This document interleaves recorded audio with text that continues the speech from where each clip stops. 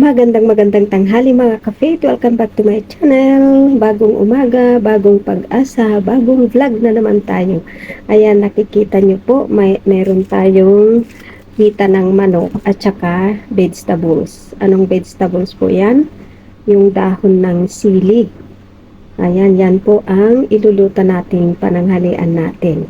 Kasi yung mag-ina ko po, ewan ko kung lalabas sila o o-order sila sa labas ng kanilang pagkain.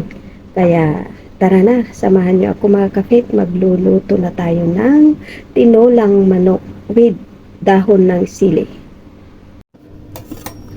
Ayan, tatanggalin natin ang balat nitong hita. Saka natin igisa sa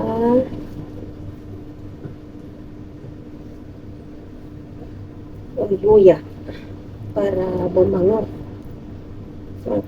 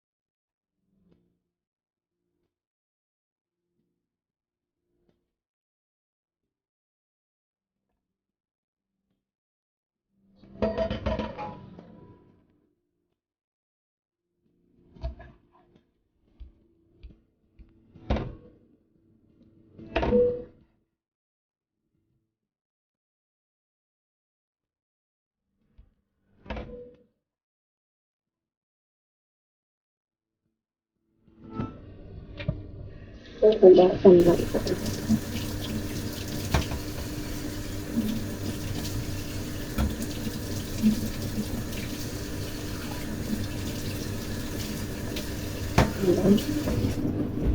Tapos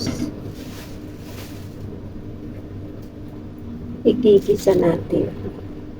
Ayan, ito na po yung luya. Ito na yung dahon ng sili.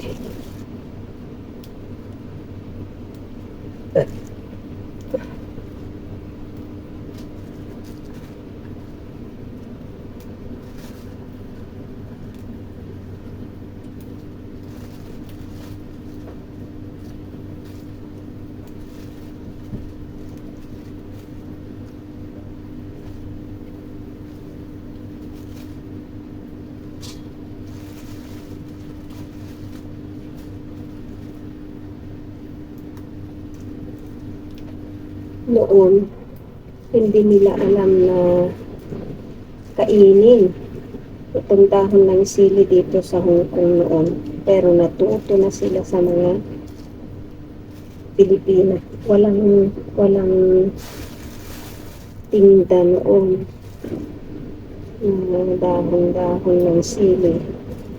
Pero ngayon meron na sa kayong dahon ng kayong saluyot. Meron na rin silang paninda mga kapatid. Alam na nila na may mga Pilipinang gustong kumain ng saluyot.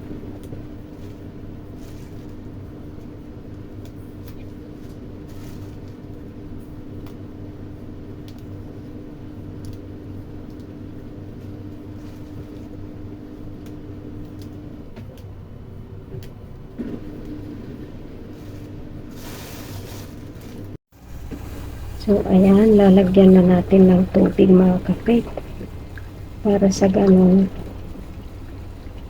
ay maluto po siya. Ayan.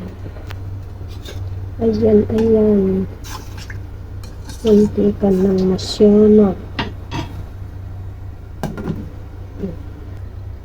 So, ayan na po ang dahon ng sili. Ibabad lang po natin sa tubig.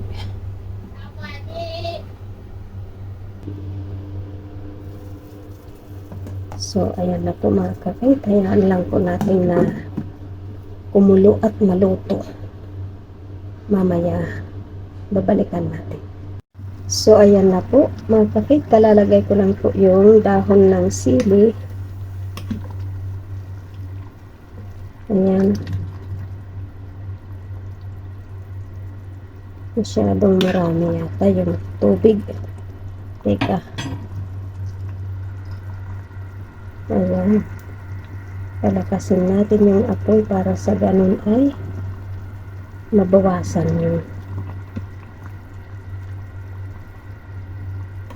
tubig o yung soup ng ating ulam.